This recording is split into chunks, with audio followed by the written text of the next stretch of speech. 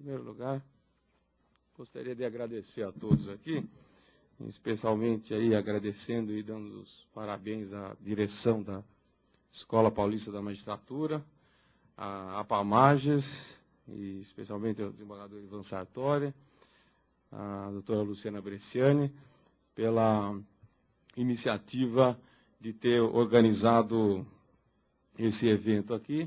E é muito importante, então, que sejam realizados outros tantos eventos para discutir temas de interesse no âmbito jurídico, aí, para facilitar, aí, inclusive, a vida profissional aí dos nossos colegas aí no dia a dia das suas atividades jurisdicionais. E especialmente agradecendo pelo fato de que esse assunto aqui que é objeto do seminário hoje, é um assunto que reúne vários requisitos que o tornam extremamente úteis para ser melhor explorado num seminário como esse.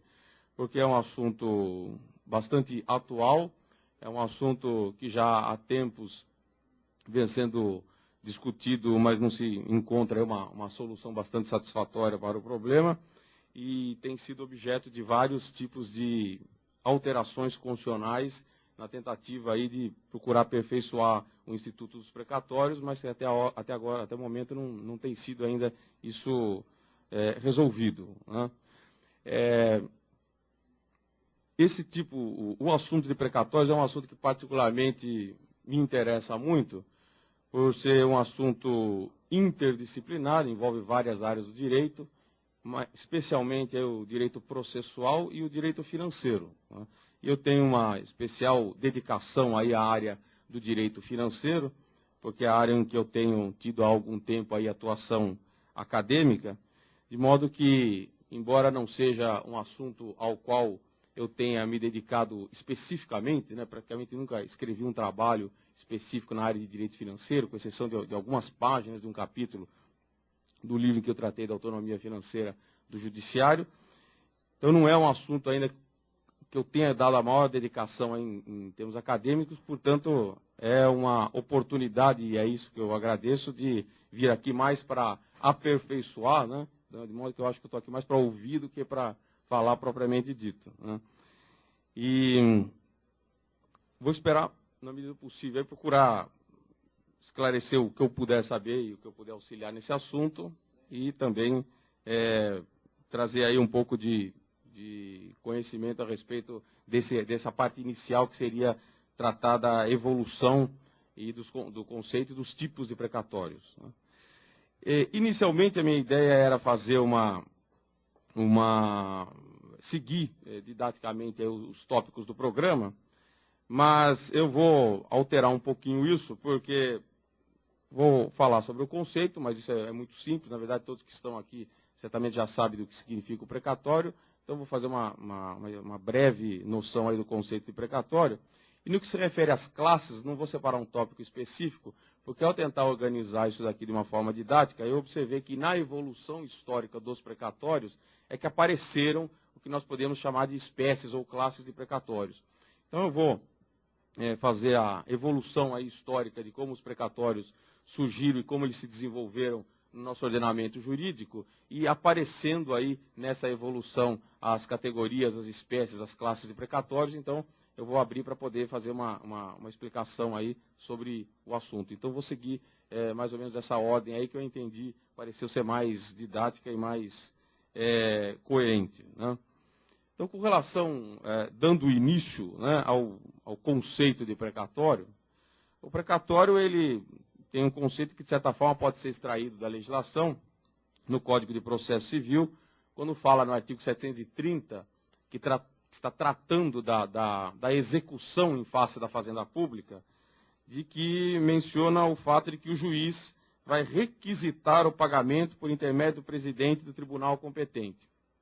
Então, o precatório ele é uma forma de pagamento, né, que se consubstancia nessa requisição que o juiz de primeira instância faz mediante ofício ao tribunal, para que este dê a ordem para a inclusão e pagamento do valor da condenação da fazenda pública. Então, ele é uma forma de pagamento que é aplicada para os casos em que a fazenda pública é condenada e tem que fazer o pagamento.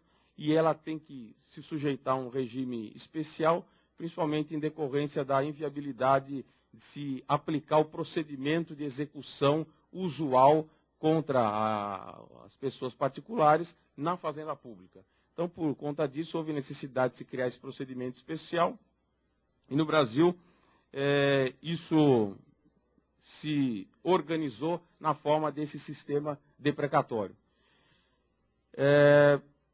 A palavra precatório não tem uma origem muito clara, né? Mas o nosso colega Fernão Franco, que escreveu um livro sobre a execução contra a fazenda pública, atribui a origem ao termo precata, do latim precata, que seria requisitar algo a alguém. Então essa pode ser considerada a origem do termo, uma possível origem do termo precatório. A expressão precatório pode ser entendida no sentido mais amplo, né? E aí nós poderíamos entender o precatório como um ato complexo, que ele abrange desde o início, quando tem o ofício da primeira instância, do juiz de primeira instância, da execução, que está comandando a execução contra a fazenda, para o presidente do tribunal, e se completa com a ordem expedida pelo tribunal para inclusão e pagamento disso à fazenda pública.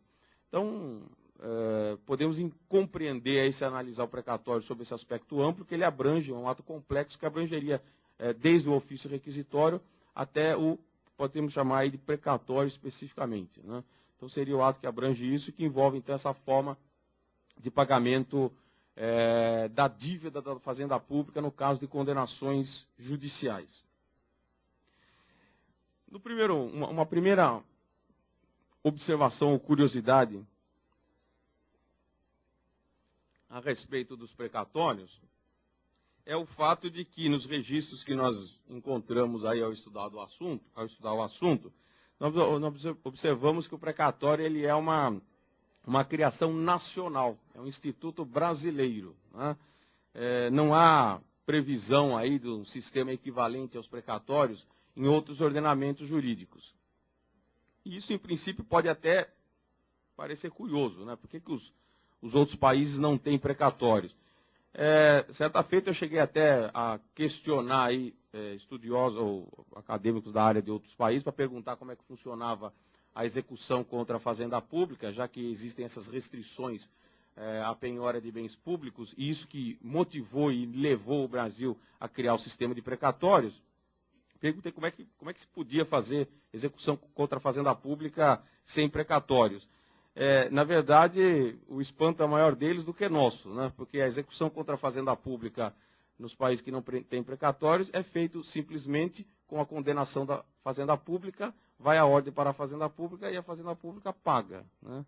Então, na verdade, a origem dos precatórios aqui acabou sendo até um pouco estranha no nosso caso, porque ele decorre do fato de que a fazenda pública não estava pagando as dívidas para as quais ela era condenada.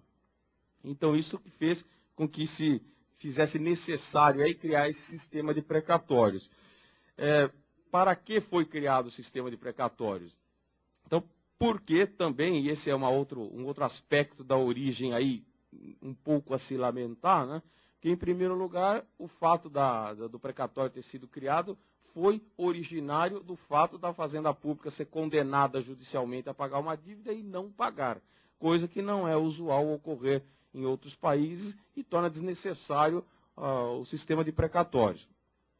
Outro problema foi que não havia uma organização adequada e coerente em termos de ordem de pagamento, né? Então, uma vez que a fazenda pública não pagava as dívidas para as quais ela era condenada, você acabava gerando aí um monte de dívidas a serem pagas, e o que se observou no início aí que deu origem aos precatórios é que havia um pagamento seletivo das dívidas da fazenda pública. Então, algumas pessoas recebiam, outras pessoas não recebiam. Por isso é que também teve origem a criação do sistema de precatórios.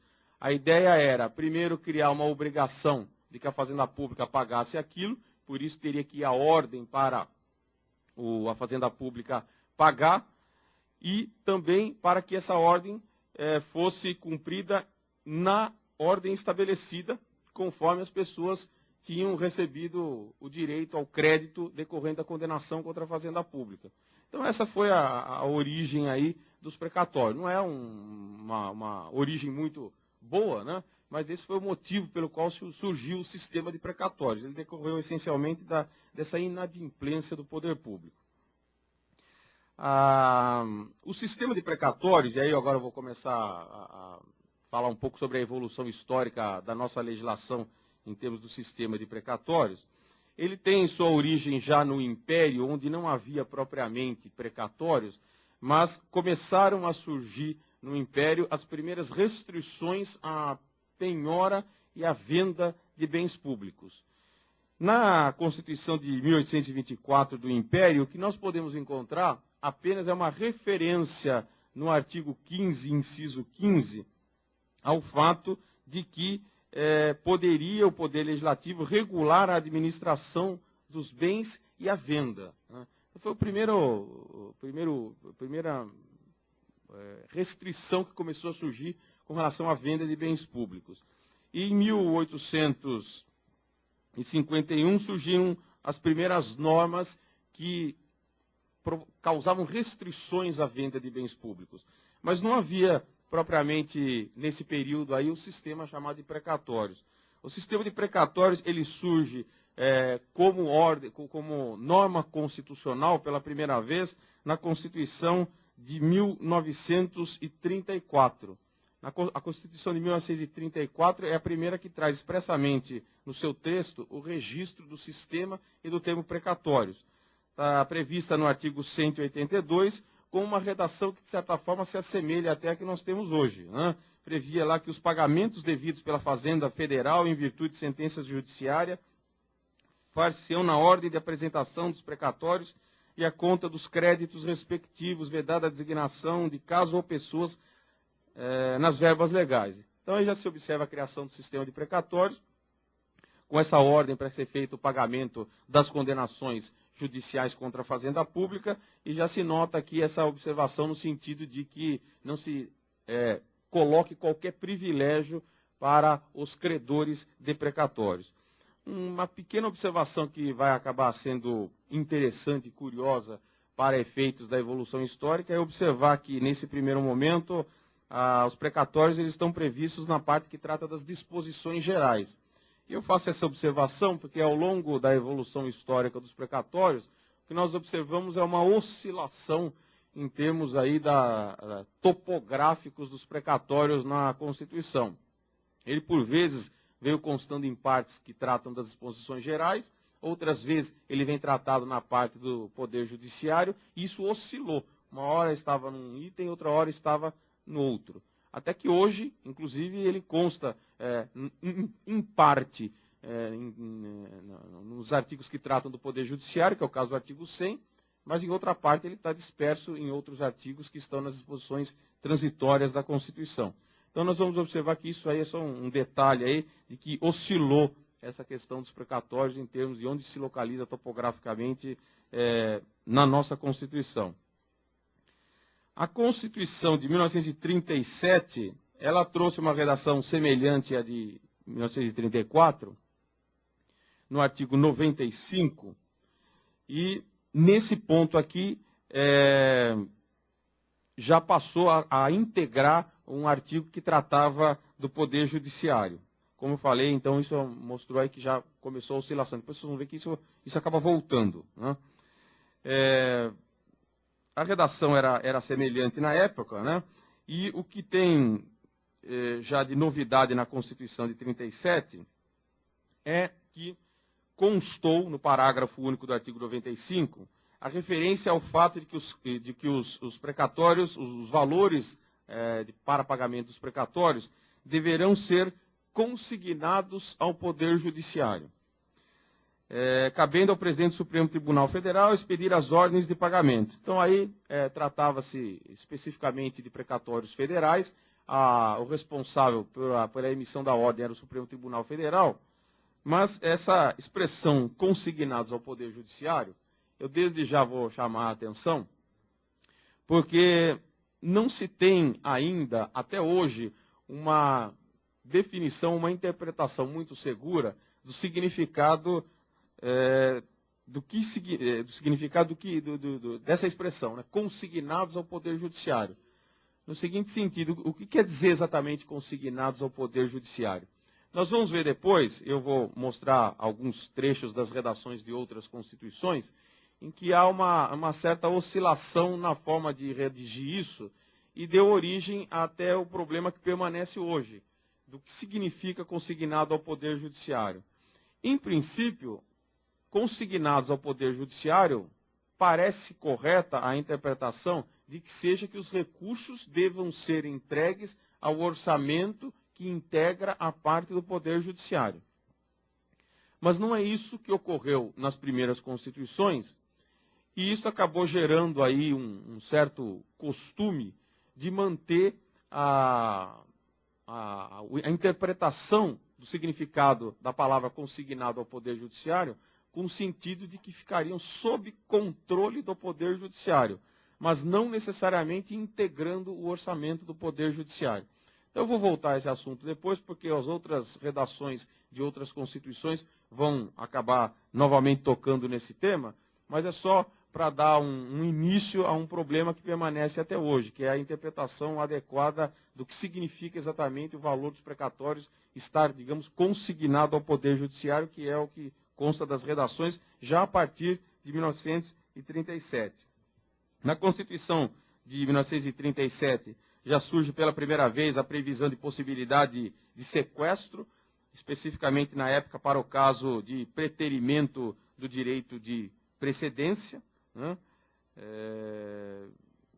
A redação fala justamente em Fazenda Federal, recolhendo-se a importância aos cofres dos depósitos públicos, não faz referência expressa ao fato de que sejam parte do orçamento do Poder Judiciário, e determina que a ordem seja cumprida pelo presidente do Supremo Tribunal Federal, ouvido o Procurador-Geral da República.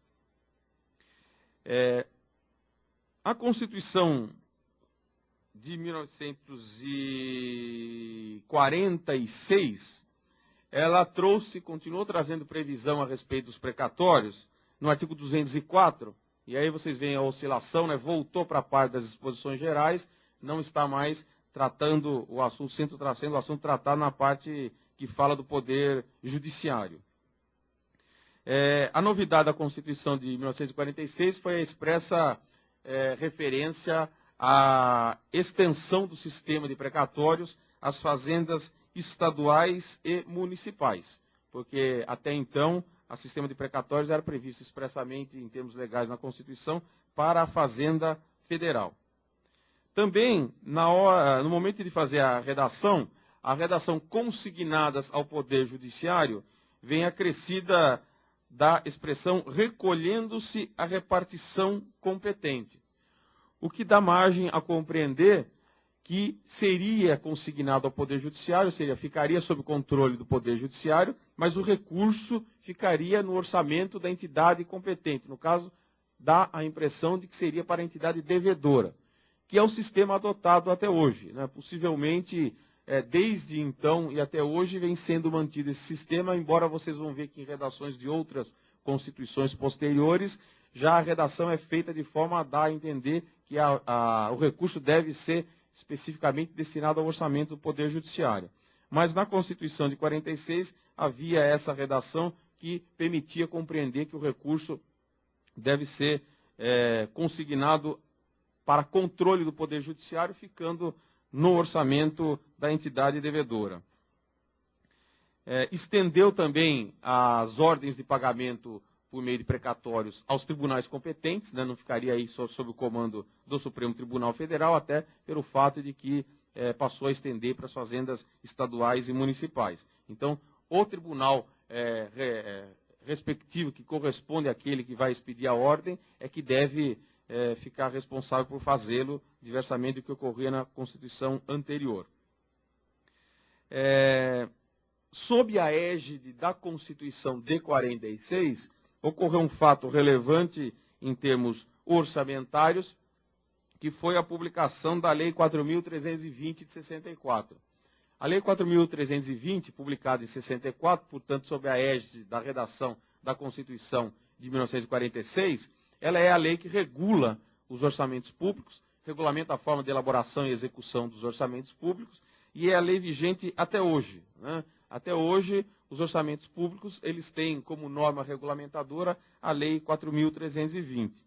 E tinha um dispositivo, o artigo 67, que traz uma previsão específica sobre precatórios, cuja redação é semelhante à redação que constava da Constituição de 46.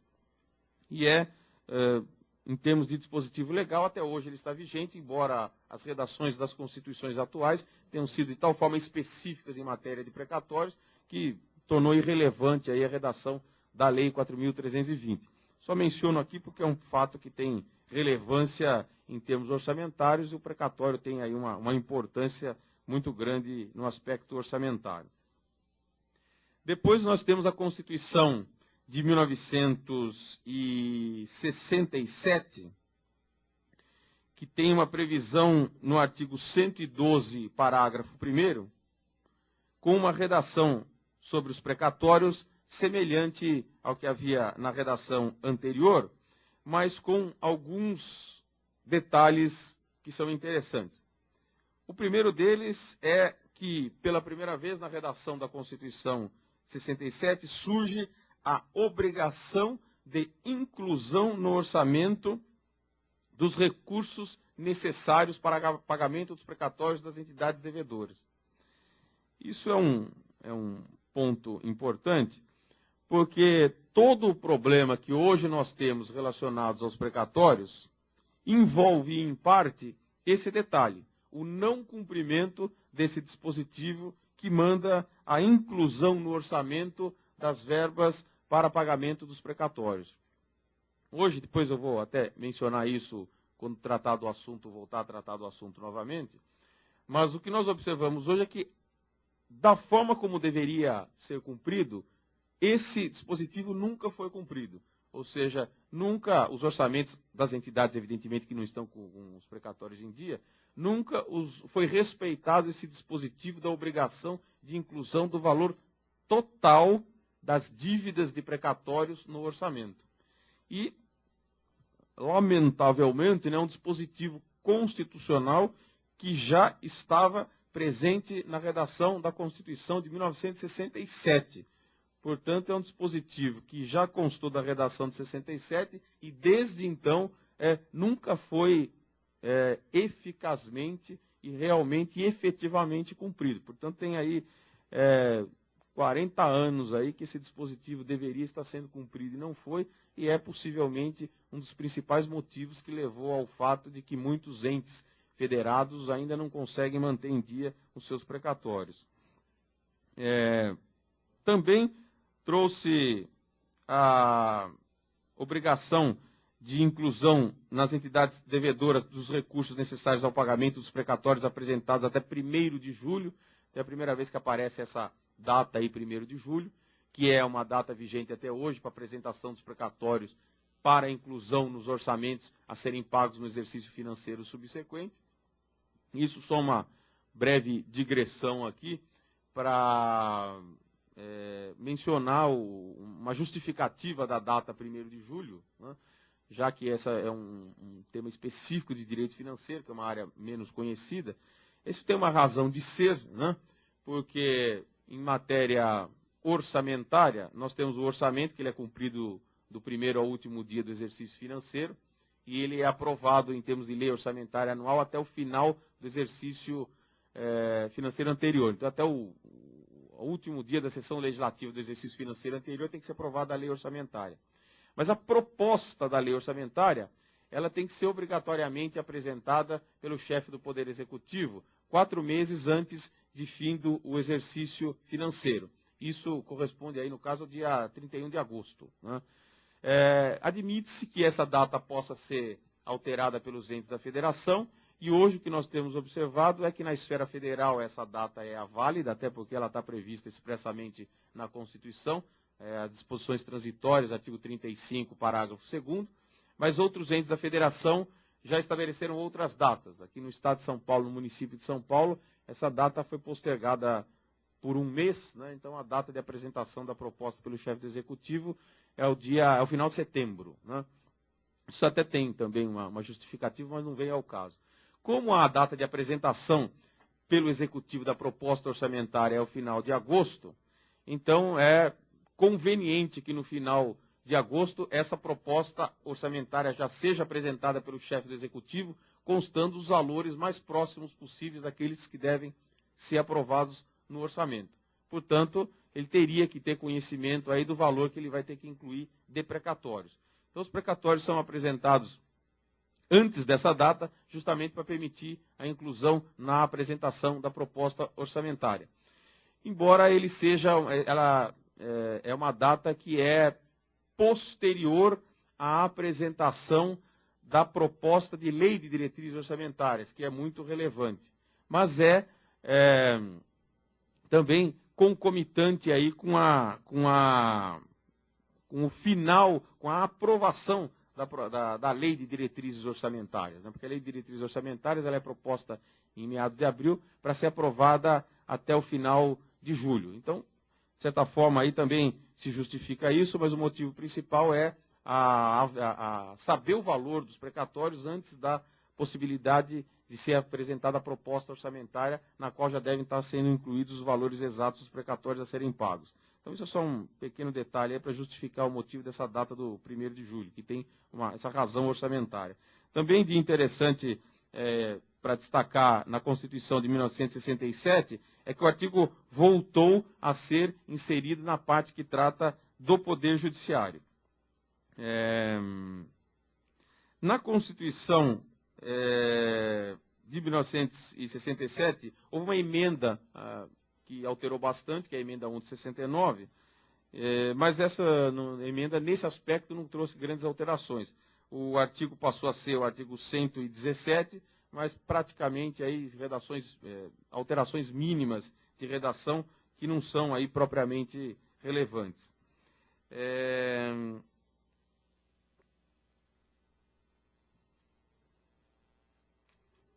Na Constituição de 88, e aí para fazer a evolução, nós temos que dizer Constituição de 88, texto original, né? Nós vamos observar que a Constituição de 88, na parte dos precatórios, teve vários tipos de alteração, né? Então, a Constituição de 88, no seu texto original, ela trouxe uma previsão dos precatórios no artigo 100, que é um artigo que integra o Poder Judiciário, e trouxe também, naquele assunto que trata da consignação das verbas ao Poder Judiciário, ela fala em dotações consignadas diretamente ao Poder Judiciário. E não existe propriamente uma referência ao fato de os valores constarem no orçamento do Poder Judiciário ou no orçamento das entidades devedoras, né? Mantendo aí essa dúvida sobre qual seria a correta interpretação desse dispositivo. Pela forma que a redação da Constituição está feita, parece razoavelmente claro que, quando se fala em dotação consignada diretamente ao Poder Judiciário, a ideia é de que os valores dos precatórios sejam entregues, ou sejam colocados dentro do orçamento do Poder Judiciário, que autorizaria os pagamentos, ou seja, ficaria sob controle efetivo do Poder Judiciário, constando esses recursos no orçamento do Poder Judiciário. Mas, em decorrência, possivelmente, de uma praxe que vinha de constituições anteriores, já se consagrou e não tem sido questionado o fato, e é isso que consta efetivamente dos vários orçamentos, se forem analisar os orçamentos de todas as unidades da federação, tanto a União como estados e municípios, a praxe que se adotou é de fazer constar o recurso para pagamento dos precatórios nas entidades devedoras. E o Poder Judiciário fica apenas com o controle sobre a ordem. Então, emite a ordem de pagamento, mas o pagamento sai do orçamento da entidade devedora. Isso, inclusive, já está até consagrado na própria resolução do CNJ 92 de 2009, que, ao regulamentar e instituir o sistema de gestão de precatórios, se vê claramente da redação que ela foi feita admitindo-se essa consignação dos recursos nos orçamentos das entidades devedoras, com o controle pelo Poder Judiciário. Mas, de qualquer forma, aí, embora esta seja a praxe adotada, isso já se consagrou, fica um pouco essa ressalva dessa interpretação do que significa exatamente essa expressão consignação ao Poder Judiciário, né? Já que a Constituição falou em consignação diretamente ao Poder Judiciário. Eu não consigo ver como é que pode interpretar que seja consignada uma verba diretamente ao Poder Judiciário, mas que, na verdade, ela não faz parte do orçamento do Poder Judiciário e fica no orçamento das outras entidades, né? O que, em tese, poderia até gerar alguns outros efeitos, né? Porque esse recurso de precatório se integra ao Poder Judiciário, isso altera totalmente a forma de cálculo de limites, valores, dívidas, possibilidades de despesas e etc., né? Então, teria aí uma certa relevância prática da forma como isso passaria a constar do orçamento. Mas o fato é que a realidade hoje é esta, né? Uma observação também interessante, que eu acho relevante fazer, é que ficou mantida na Constituição de 88, e inclusive nas várias alterações que foram feitas, houve momentos em que isso até se mostrou mais claro, aquela obrigatoriedade de inclusão das verbas no orçamento. Hoje ela está na atual Constituição, parágrafo 5º, né? Obrigatória inclusão no orçamento das entidades de direito público, e aqui, claro, acabou deixando claro esse sistema adotado hoje, aí, que é a inclusão no orçamento das entidades de direito público, da verba necessária ao pagamento dos precatórios.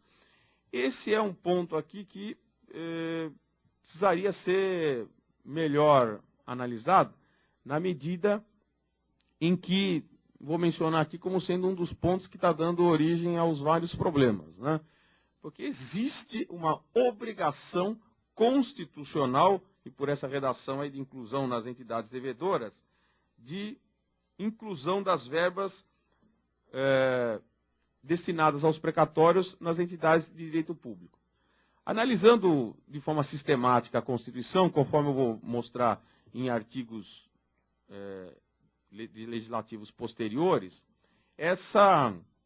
esse recurso que fica constando do orçamento, em matéria de precatórios por outros dispositivos, ele entra na categoria do que nós podemos, que é a expressão utilizada aí no âmbito de direito financeiro, chamada de recursos não contingenciáveis, ou seja, recursos não sujeitos à limitação de empenho.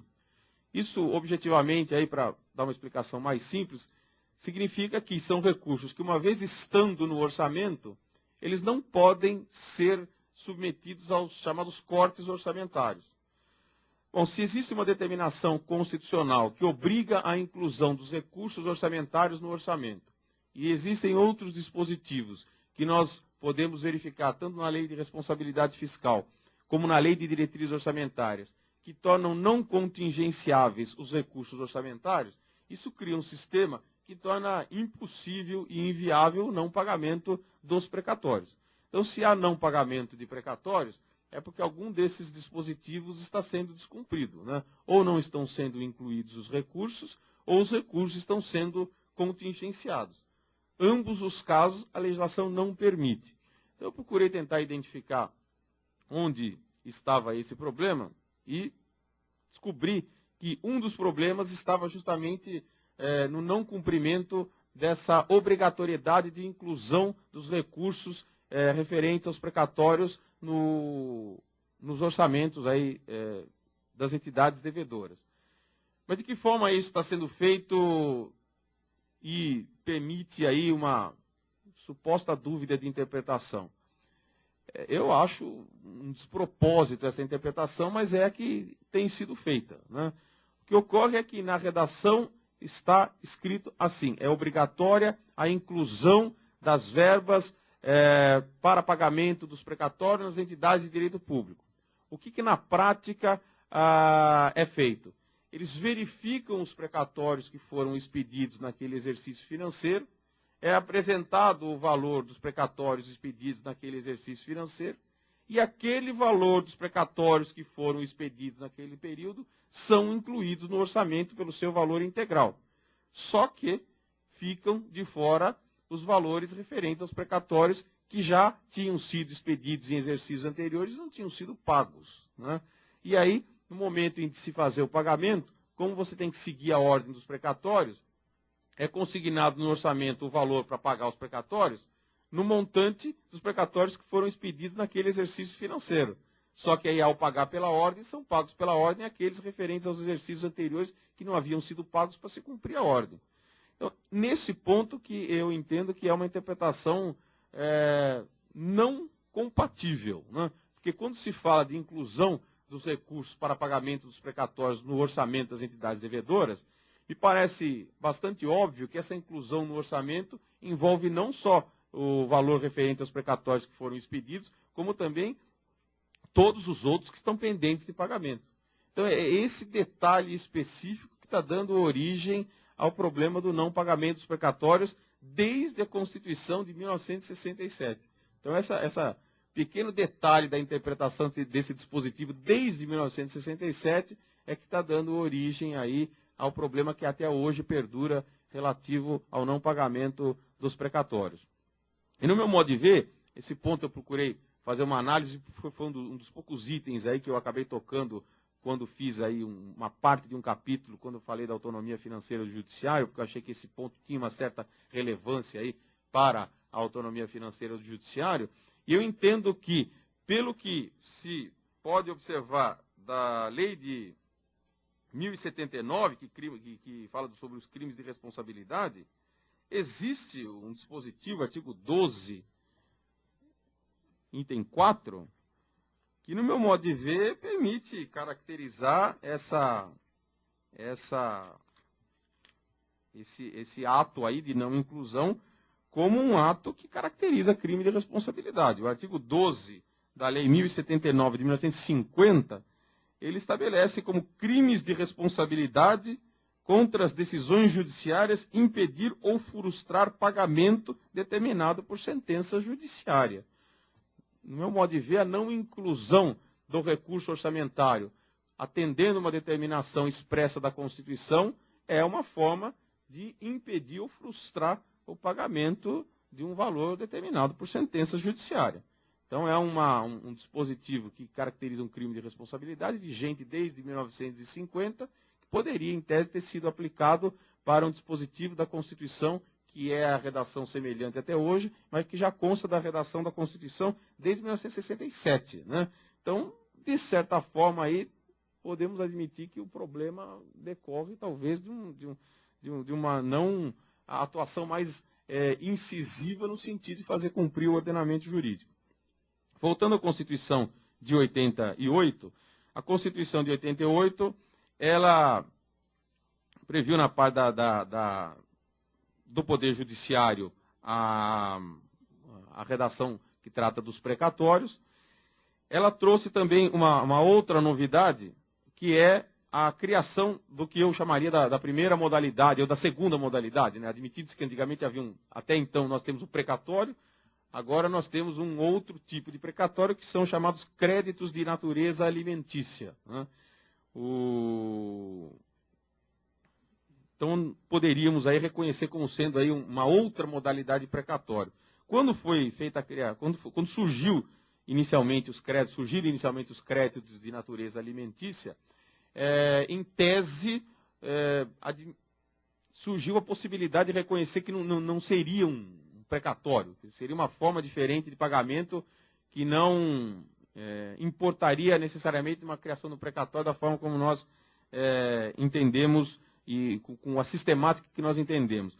Mas as decisões posteriores que surgiram e a legislação posterior que surgiu, acabou fazendo dos créditos de natureza alimentícia um precatório alimentar. Né? A própria súmula dos 655 do Supremo Tribunal Federal falou que os precatórios alimentares não dispensam, os créditos de natureza alimentícia não dispensam a expedição de precatório.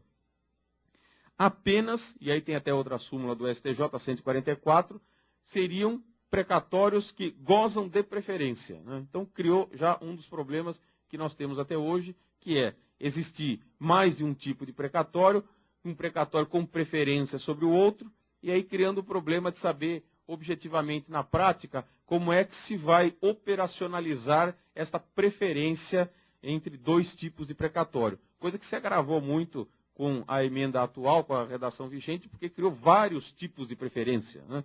Então hoje nós estamos com uma dificuldade enorme aí para identificar e separar como é que ficam essas preferências. Então os precatórios estão tendo os mesmos problemas que o direito comercial teve, né, com as preferências de crédito da falência, etc.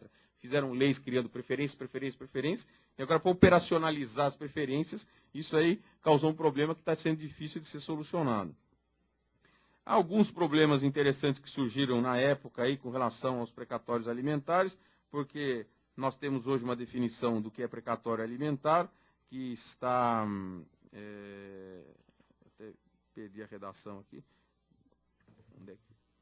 Tem uma redação atual que até definiu expressamente aí o que se inclui nos precatórios alimentares.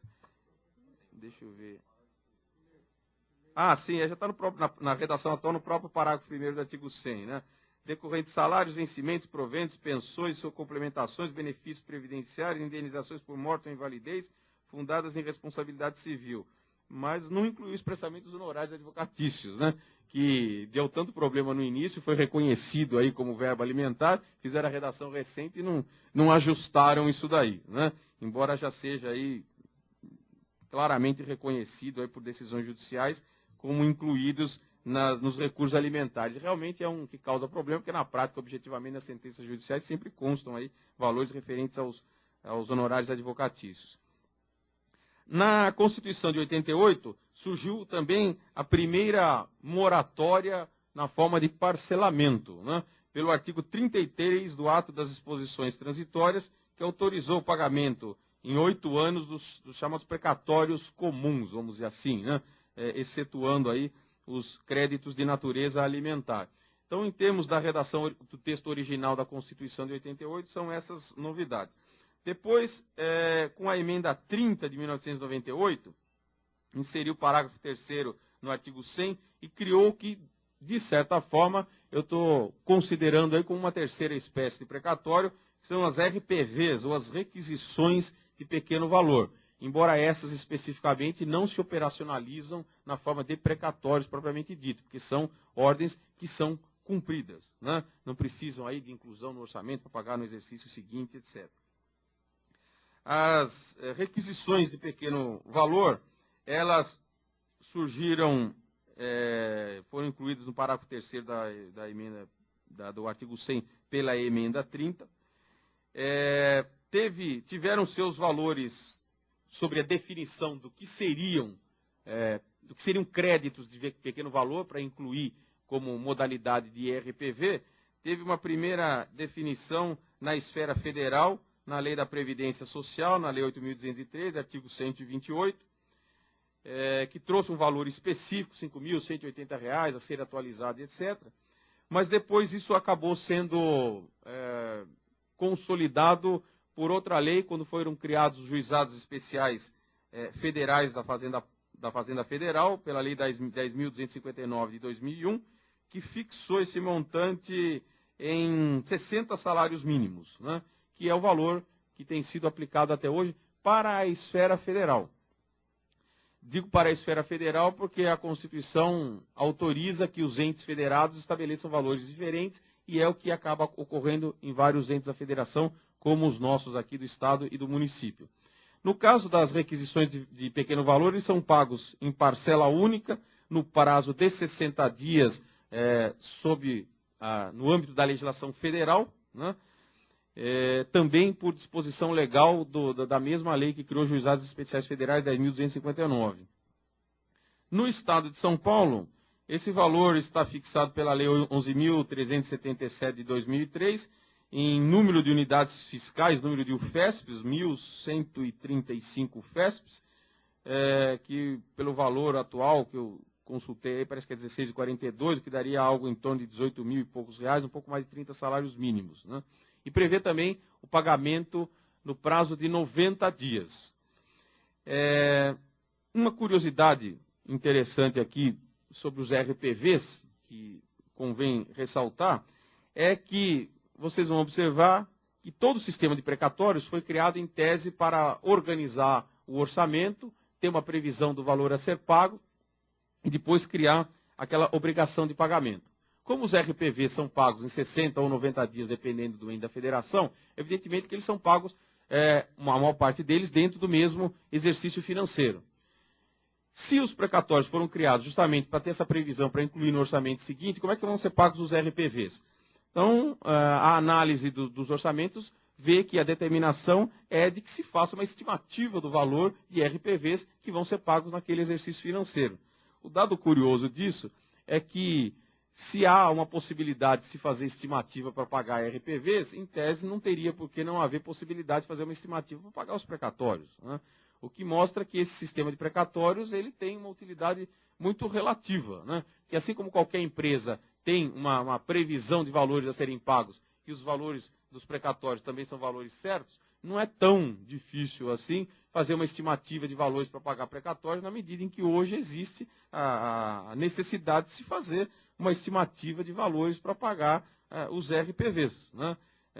Tornando aí de duvidosa necessidade a manutenção desse sistema de pagamento de precatórios. A emenda 30 ela criou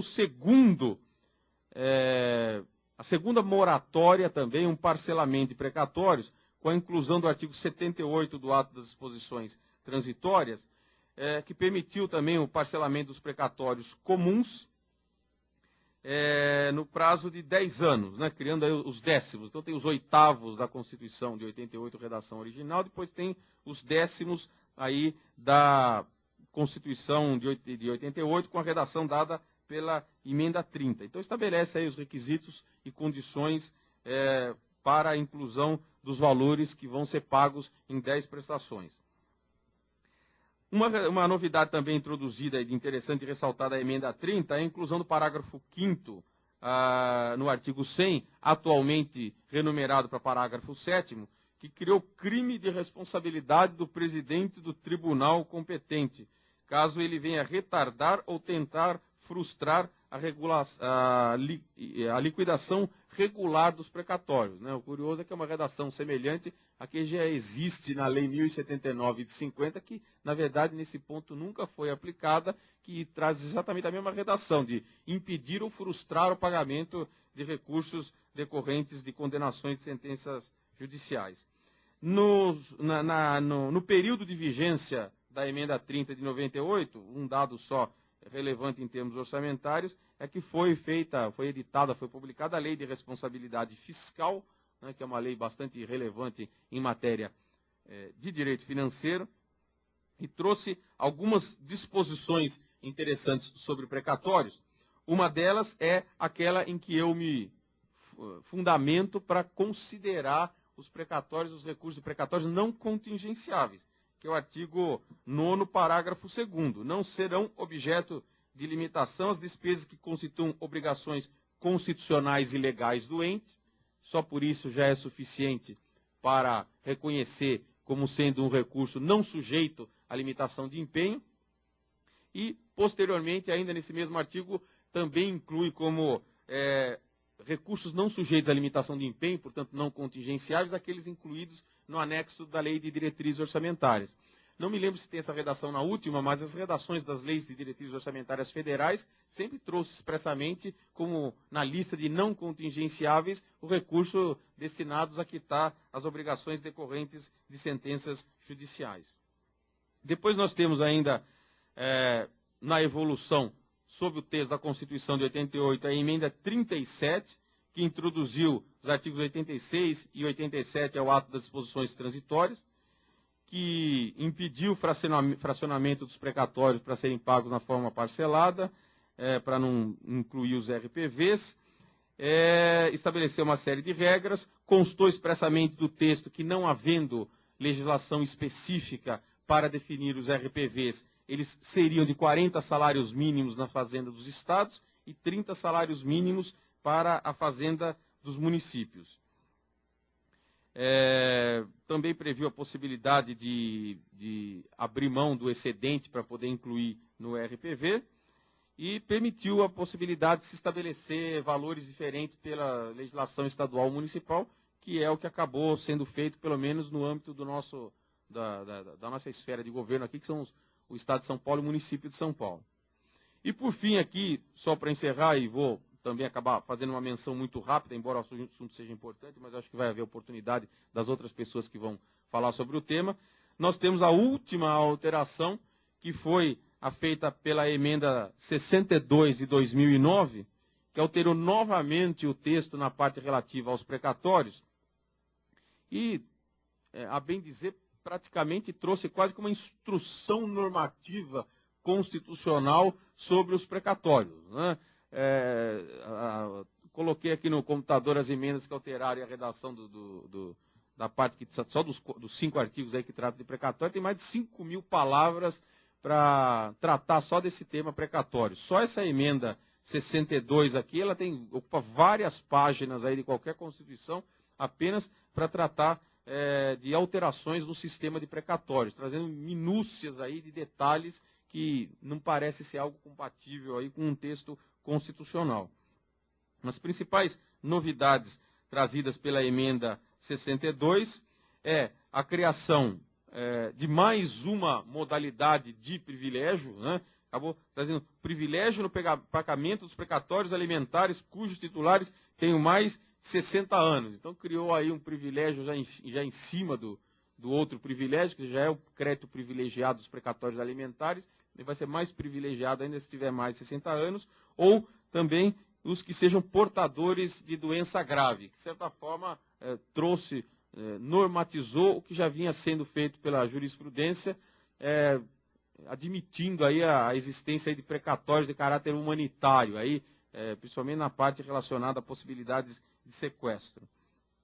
Também, na redação do parágrafo 9º, permitiu que a Fazenda possa abater os créditos que o devedor tenha registrado no momento de pagar os precatórios, permitiu que o credor possa utilizar precatórios para o pagamento da compra de imóveis públicos do ente federativo respectivo, embora isso seja dependente aí de legislação complementar, e trouxe a terceira moratória, né, que aí não é bem na forma de um parcelamento, no artigo 97, que é um sistema complexo aí de possibilidade de pagamento de precatórios, permitindo que os entes devedores de precatórios que estejam em mora nos precatórios, eles possam optar por um regime especial para pagamento dos precatórios, que, de certa forma, cria duas opções, né? Ou a possibilidade de pagar os precatórios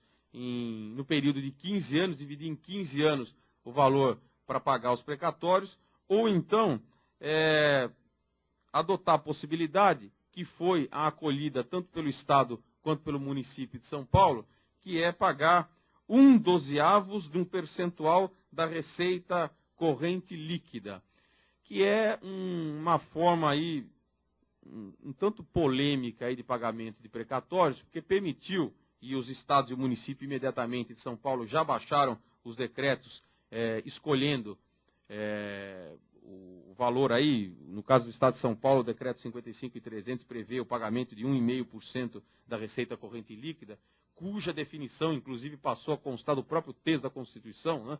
Uma definição de contabilidade pública pura, está constando hoje do texto constitucional, permitiu que se pagasse o 1/12 do percentual da receita corrente líquida, permitindo que, dependendo do montante de precatórios, não se possa saber se isso vai permitir efetivamente a quitação dos precatórios ou se eventualmente vai eternizar o pagamento dos precatórios. Então é um dispositivo aí um tanto quanto polêmico, porque ele depende do cálculo do valor da dívida e da receita corrente líquida para saber se isto vai fazer com que os precatórios venham a ser pagos e acaba esse problema dos precatórios, ou eventualmente possa até eternizar ou talvez até agravar o sistema dos precatórios, na medida em que, se o valor dos precatórios que ingressar pelo cálculo não for for mais do que o necessário para ser quitado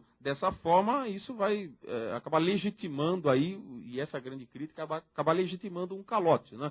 O ente da federação vai se permitir destinar um valor para pagar precatórios que pode jamais ser suficiente para quitar o valor, e isso pode eventualmente vir a eternizar aí essa dívida dos precatórios. Claro que esse é um ponto que talvez vai ser o mais discutido aqui, porque a correta interpretação dos vários dispositivos da emenda 62, em especial do artigo 97, ela é extremamente extensa, mas eu acho que nas demais palestras aí, esse item poderá ser melhor abordado. Então, minha função aqui, a minha ideia foi de trazer um panorama geral e encerrar aqui com uma noção superficial sobre o estado atual da situação. Eu agradeço a atenção aí, espero não ter extrapolado muito o tempo disponível. Obrigado.